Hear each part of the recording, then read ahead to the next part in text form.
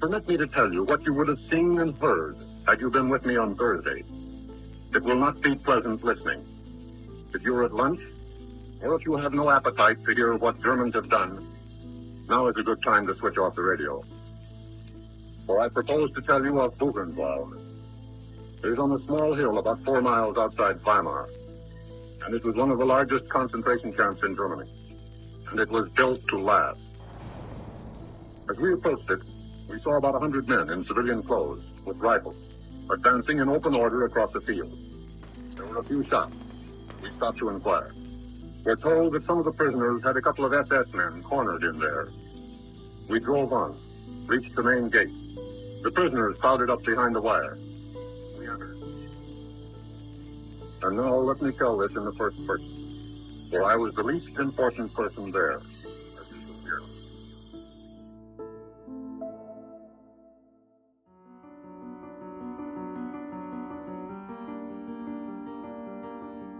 Throughout World War II, more than 1,000 American rabbis volunteered to serve their country through chaplaincy service, with more than 300 American Jewish chaplains entering active duty. After the war, 60 of these rabbis remained in Europe and beyond. They were among the first witnesses to the true extent of the atrocities committed by the Nazis in pursuit of the final solution. The work was arduous, and oftentimes at odds with American military policy, which deemed all those displaced persons who were stateless, including Jewish victims who had survived the Holocaust, enemies of the state. It was through advocacy, determination, and great personal risk that these enlisted rabbis were able to help some displaced persons return to the homes from which they had been forcibly removed.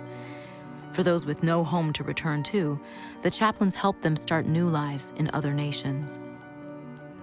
From the American Jewish Historical Society, this is The Wreckage, Year Zero. I'm your host, Rebecca Naomi Jones. This week's episode, The Chaplains, begins at the liberation of Buchenwald, one of the largest concentration camps in Germany.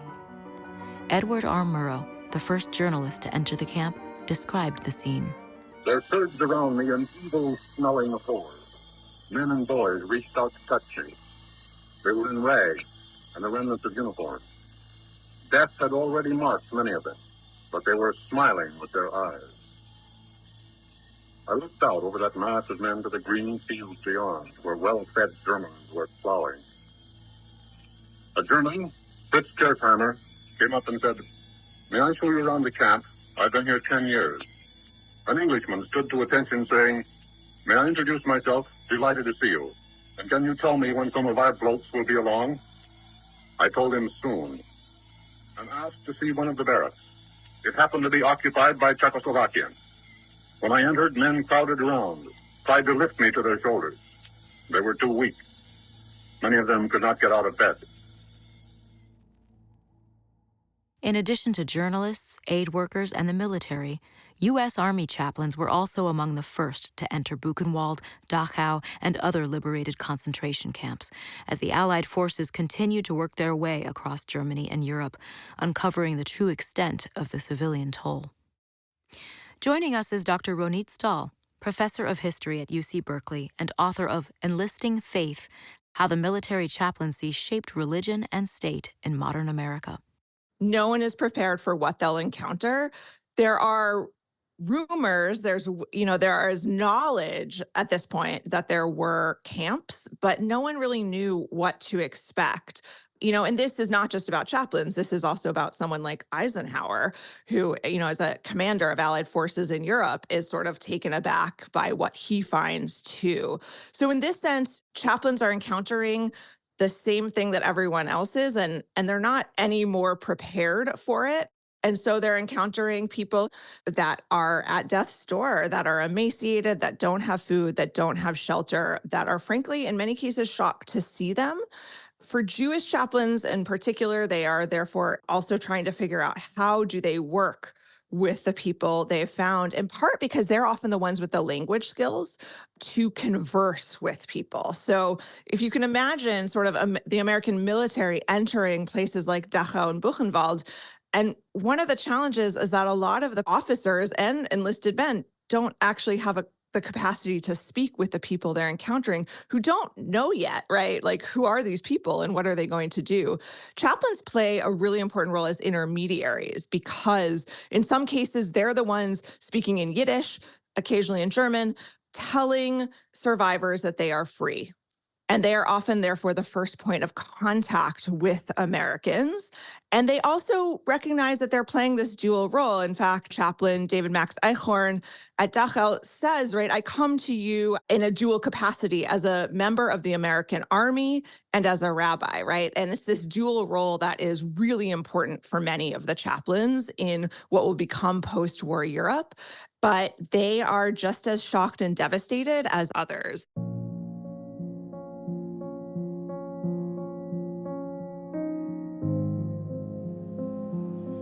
It is estimated that between 40 and 60 million people were displaced during World War II, creating a global refugee crisis of unprecedented magnitude. The displaced included survivors of Nazi concentration camps, prisoners of war, and those who survived slave labor. To aid in the care for these refugees, displaced persons camps were established in Germany, Italy, and Austria. One of the challenges is management. I mean, right, it sounds perhaps hard to think of DPs as a management problem, but for the military, that kind of is what it was. And the initial instinct was to create DP camps without distinguishing where people were from. And so one of the roles of chaplains, for example, was to say, actually, you can't put Jewish DPs in the same places as the Poles or Germans who were the aggressors, right? Who ran the camps or who had other roles in under the Nazi framework. You can't put these people together. That's not right.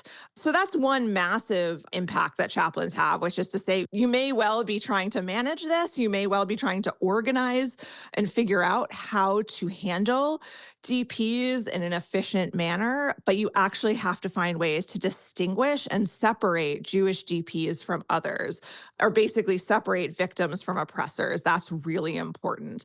So that's one major role that chaplains play, is being the sounding board, but also pushing back against some of the sort of military logic that may not think about the nuances of what they're encountering. It's also about thinking about what are the needs of survivors of DPs in this moment. There are physical needs, of course, in terms of food and clothing and shelter, but there are also emotional and spiritual needs. And what can the chaplains do to support those? What are the networks they have that can help support them? In order to serve in the U.S. military, Jewish chaplains were endorsed by the National Jewish Welfare Board, which was formed in 1917 after the United States declared war on Germany.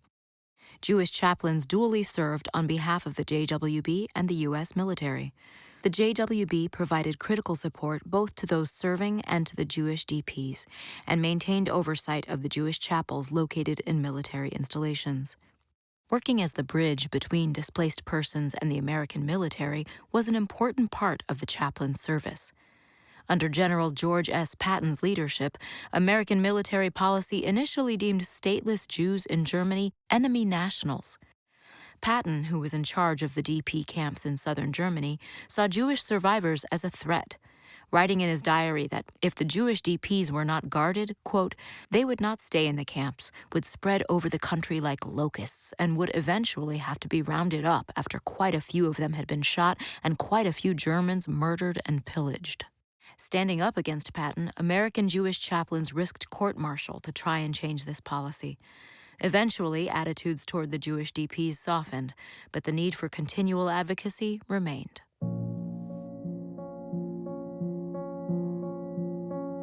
The next challenge was figuring out where displaced persons should go. For the majority, returning home was not possible.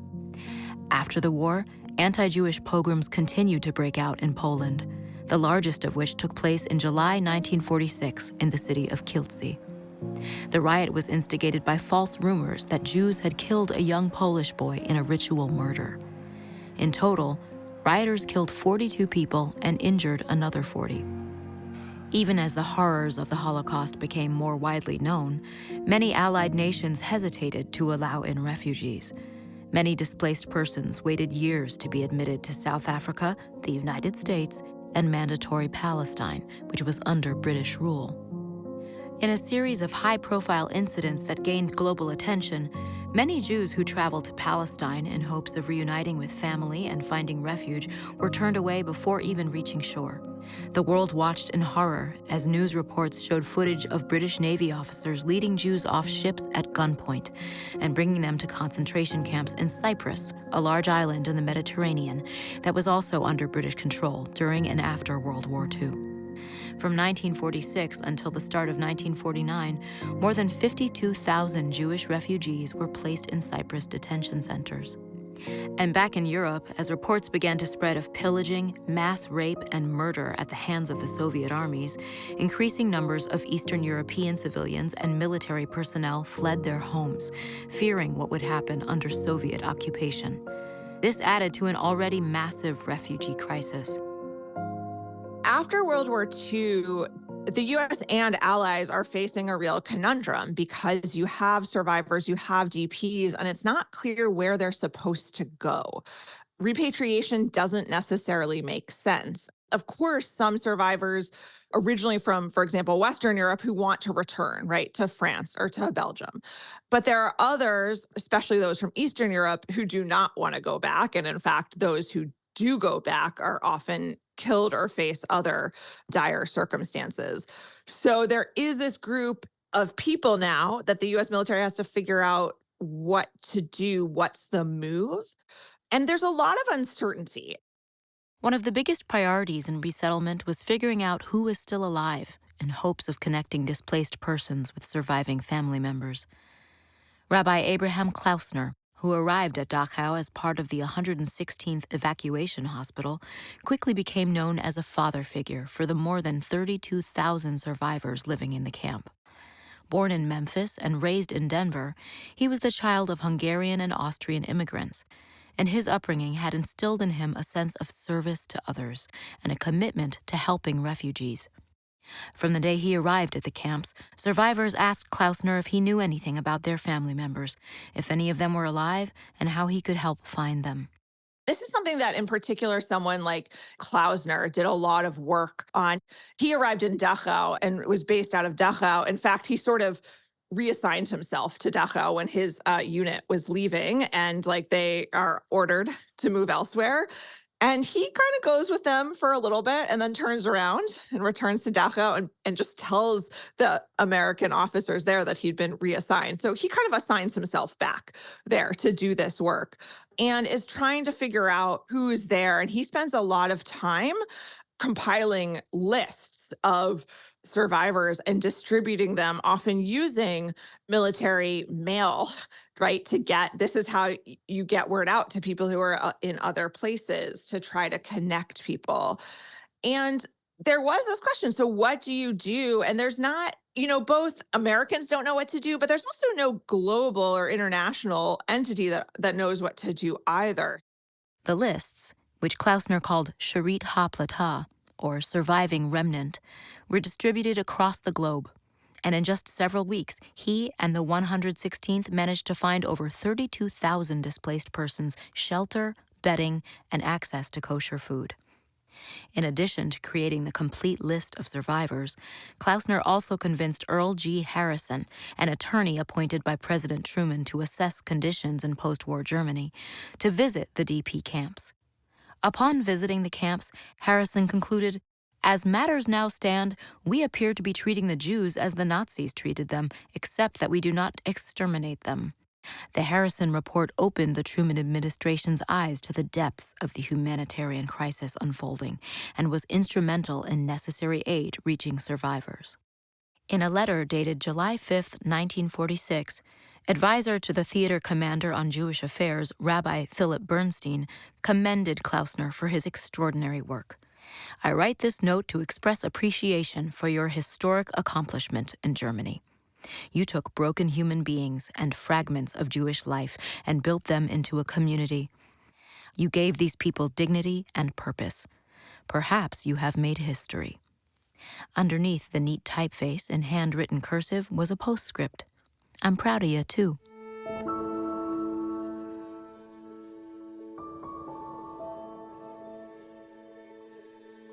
One of the first things that the chaplains do is lead services. Rabbi David Max Eichhorn, who was born and raised in Pennsylvania and enlisted in the Army as a chaplain in 1941, first started his career as a chaplain stateside at Camp Croft in South Carolina. Throughout the war, he was stationed across France and Germany and was among the troops who liberated Dachau. On May 5, 1945, Eichhorn led the first religious services in the liberated camp as the flags of the Allied nations waved above them.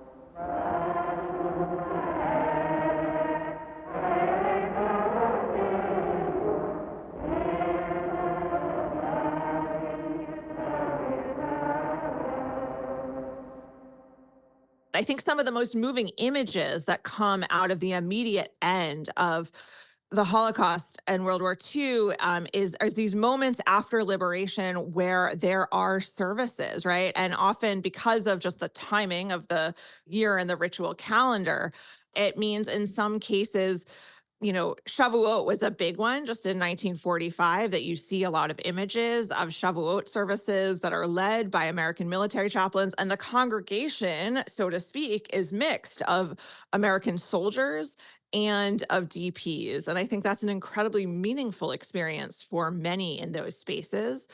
Liberation starts earlier, right? So depending where people were, and this includes not just concentration camps, right? As Allied forces move through Europe and the Allies take Rome or Paris, like one of the roles chaplains have is being the rabbi in those spaces, in some cases because the civilian rabbis were no longer there, but in other cases waiting for them to return.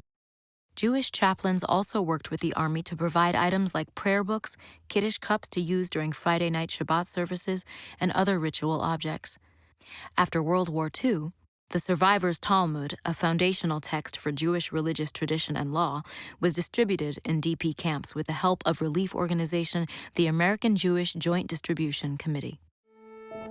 The supplies were critical in helping survivors replace what had been taken, burned, or otherwise lost during the war, and allowed them to freely practice Judaism for the first time since 1933.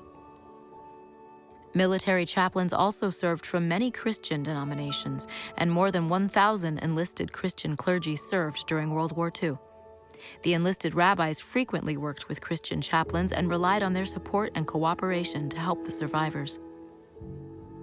One of the really common reflections from Jewish chaplains after World War II is how much they worked with other chaplains, like that the interfaith cooperation, which can seem perhaps like, oh, is that propaganda? Are we just saying there was interfaith cooperation? We know there's plenty of anti-Semitism. We know there are other challenges. Many things can be true at once. And one of the very real experiences documented by many chaplains, both during, immediately after, and long after World War II, is about the support they received from other non-Jewish chaplains. And so the space that the chaplaincy created for getting to know people, for mutual support, for working together really mattered. It mattered during the war. It mattered in the aftermath of the war. And it was something that chaplains carried with them back to their civilian pulpits. There's really interesting connections and networks that arise based on experiences together during war. And, we can think about what are the points of contact people have and how regular, ordinary conversations and work together can do some important work, always imperfect, but nevertheless moving forward. Throughout World War II and in the years that followed, military chaplains carried out field burials, provided moral support, performed religious services in the midst of the wreckage, arranged for kosher meals, and offered critical medical care to the wounded and the survivors. The work was also dangerous.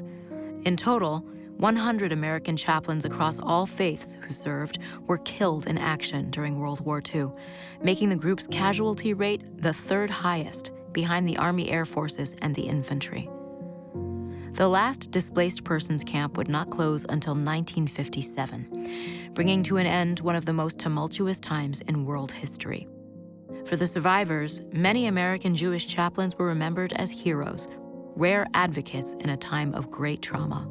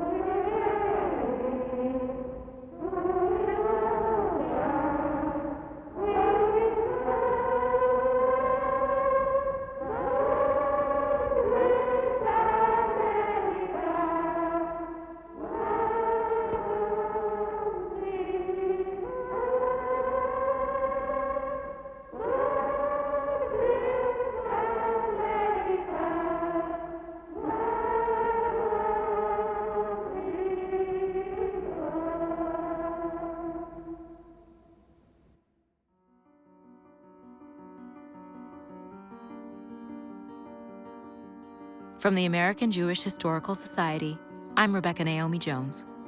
This episode was written by Executive Director Gemma R. Birnbaum. Recording, sound design, and mixing were done at Sound Lounge.